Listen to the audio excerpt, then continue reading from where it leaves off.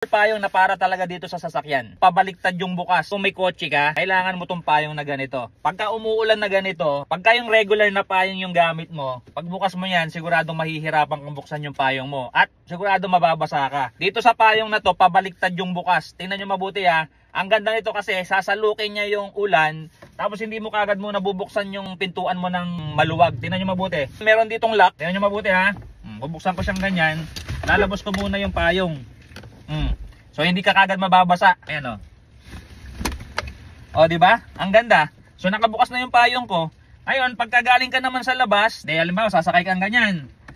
Pag ganyan mo, hihilahin. So tingnan mo nakapayong yung kamay ko, hindi mababasa yung loob. Hihilahin ko lang yung payong. Pag ganyan o. Napakadali lang para hindi masyadong mabasa. O di ba? Tapos ito yung tubig nandito sa loob.